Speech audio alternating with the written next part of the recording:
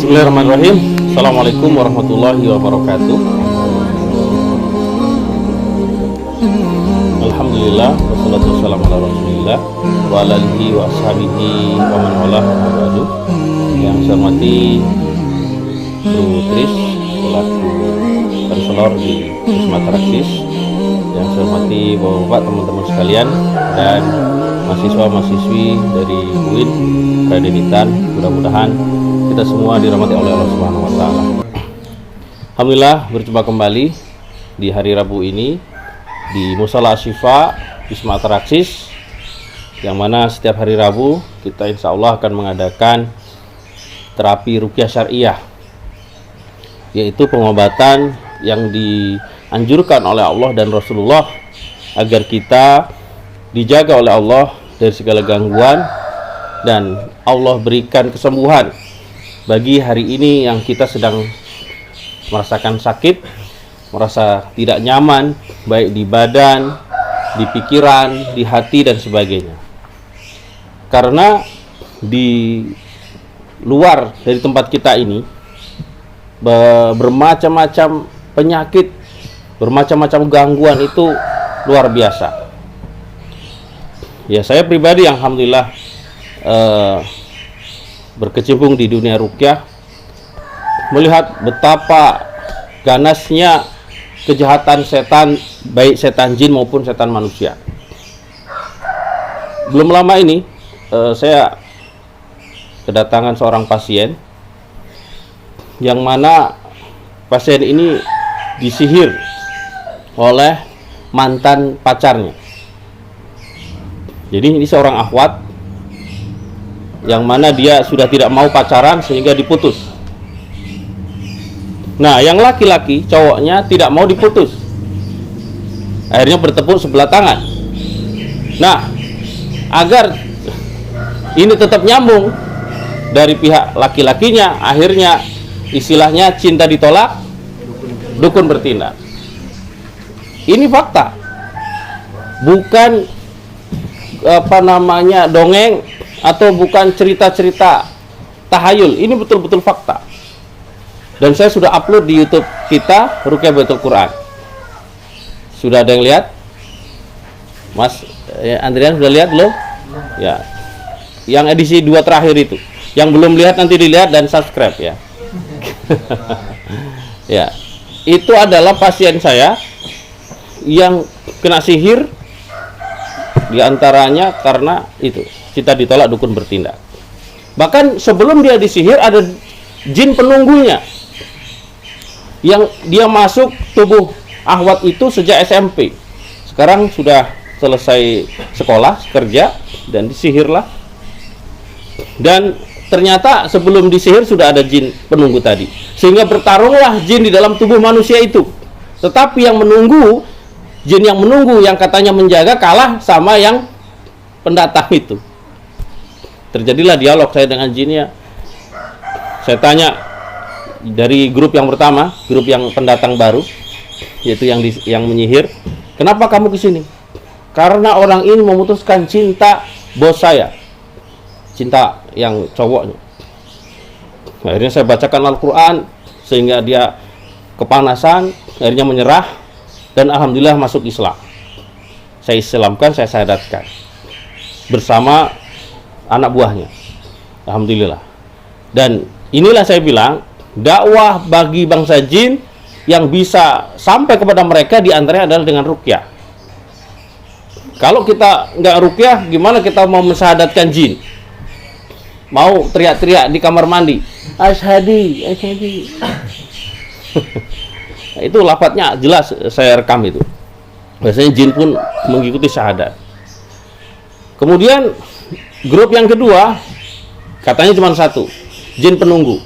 Saya tanya, kenapa kamu katanya nunggu? Kenapa nggak ngelawan? Saya kalah, ilmu saya lebih rendah daripada jin yang datang barusan ini. Akhirnya pun kita Islamkan dan alhamdulillah juga pergi.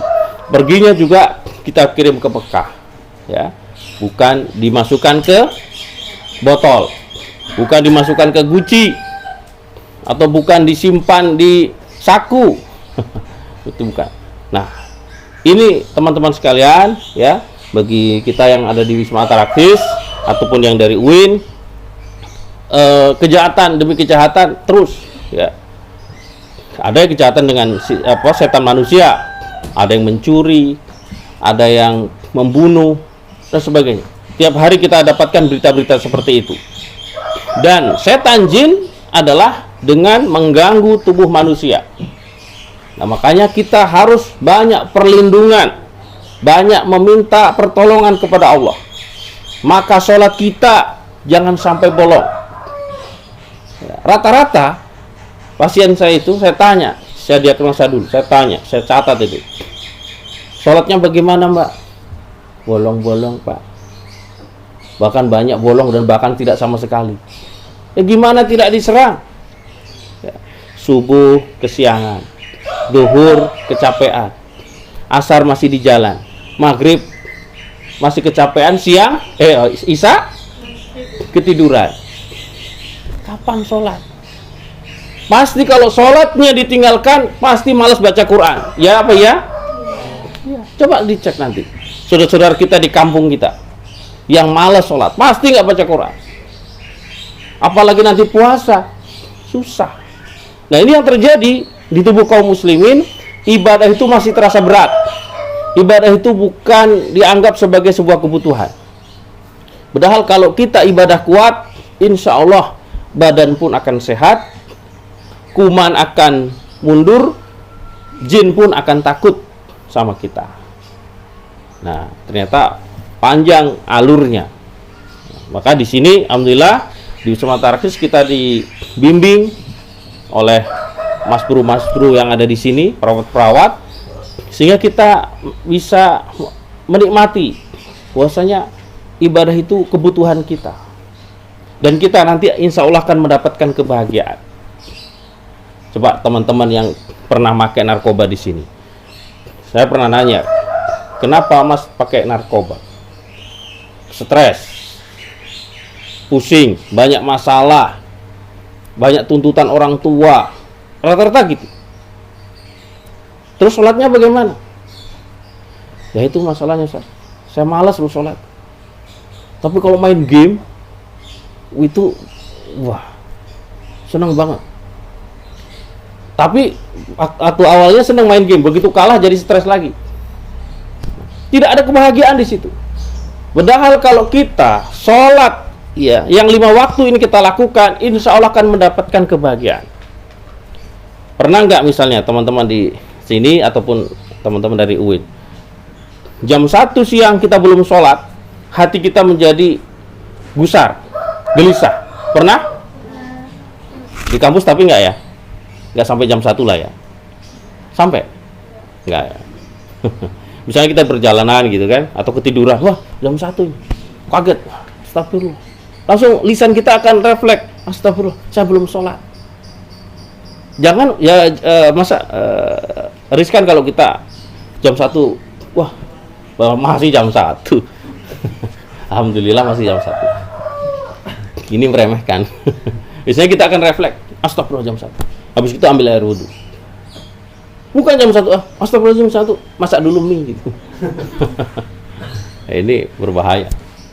Kemudian kita sholat, misalnya zuhur 4 rakaat sampai salam. Apa perasaan hati kita? Plong kan? Bahagia, alhamdulillah. Saya sudah sholat. Habis itu kita semangat kerja yang lain.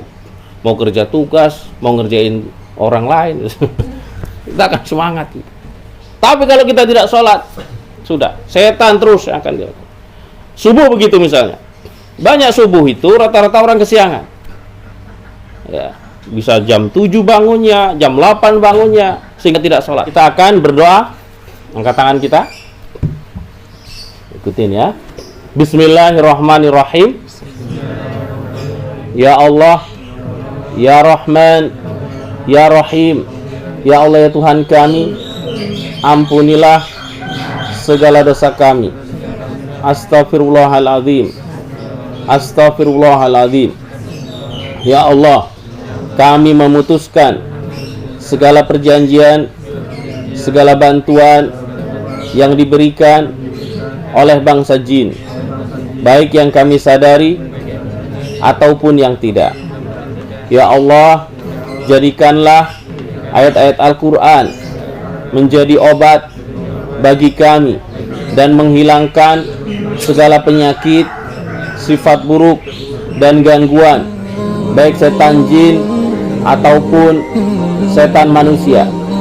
Ya Allah, berikanlah kemudahan agar hamba-Mu ini bisa sehat kembali, bisa beribadah dengan baik dan benar. Ya Allah, hanya kepadamu hamba-Mu ini meminta pertolongan. Kabulkanlah ya Allah. Amin ya rabbal alamin.